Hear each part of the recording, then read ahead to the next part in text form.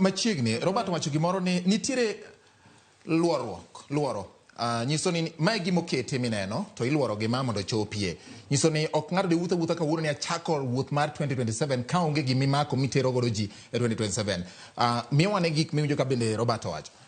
Erokamano.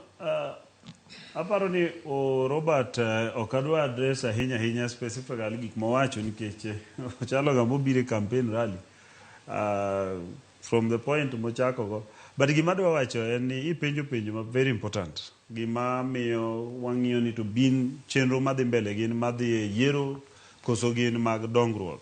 Adwa chako kawacho ni namba achiel katiba mar Kenya provide chiwo ni mondo wabed gi gimiluongo ni yiero bang' higa 5 ka higa 5. Mano ero en gima jo Kenya manondiko kendgi kendo nomiyore e katiba mar Kenya mowacho ni teko duto te ni e lwetwa, mano e pende mokwongo.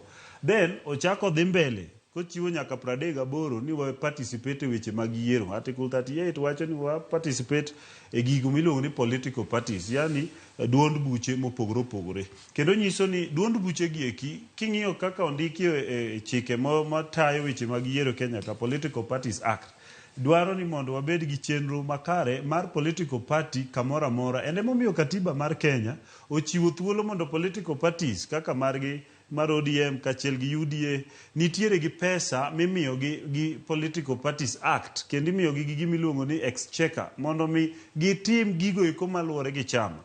Gima duong' madwa keto ka ni Kenya en demokrasi madongore.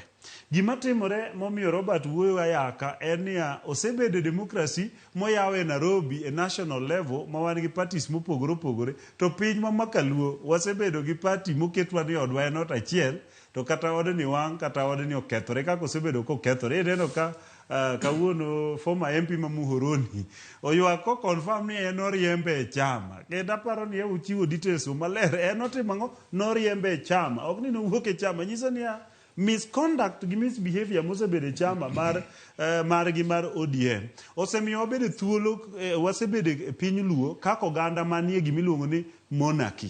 Koro wawacho ni yiero mar Kenya biro bang' higni 5 ka higni 5 emomiyo katiba ochiwo mondo wabed gi political parties. William Ruto kaka president en gi roles ariyo. Role achiel en party leader mar UDA. Yes. Role mar ariyo en president mar the Republic of Kenya. Sama president odhi mondo owuo gi jo Kenya mowinjo bed members mag UDA to kendo joma nogo kura kata nogone kata nokogone to gin jo Kenya duto. Miyo chenro mag dongruok emomiyo wayiero.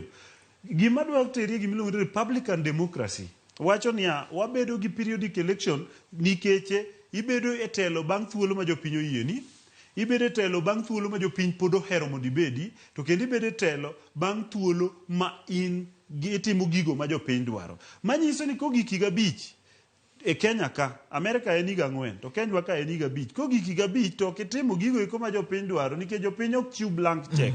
Jopiny chiwo gi kaluwore gi manifesto ni. William Ruto nochiwo gi manifesto ni maluongo ni bottom up transformation, economic transformation agenda.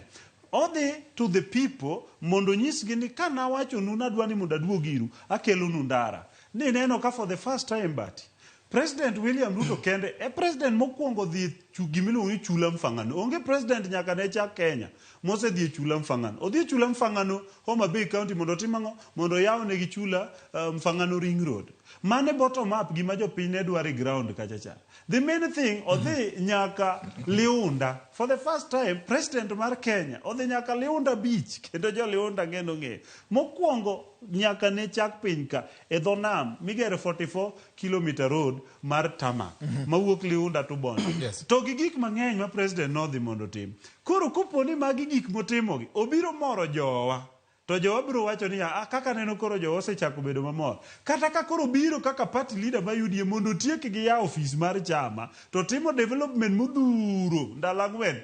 Chieng' mar adek ema noyawo ofis mar chama. Ndalo mar 4 pod odok Siaya gi Kisumo pod odhi yawo Uhuru MV oketo meli maduong' ma koro dhi ringo kacha. Ochako odhi oyawo weche mag rech, ochako odhi oyawo weche mag gik mopogore. Okay. President notimo development. En ma emomiyo yiero manifesto mar party mar president nyiso nodwa ni mondo lok ngima ji. Emomiyo kata kineno nyoro Waziri Owalo ne nitiere kamiluongo ni Homa Bay Barakuda rangwe kama nopuonjo mine yo ma ginyalo hologo pesa kendo ginyalo kungogo mondo gidongre. Mane bottom up. Kineno kit mine mane ni kacha gin mine madwaro konyruok. Adieri mano ema timore. Koro miyo kata koponi gigi timore, koponi gin gik madhi tiyo mondo miyo kony President William Ruto doge president kendo, osekawo gicha gino sedhi.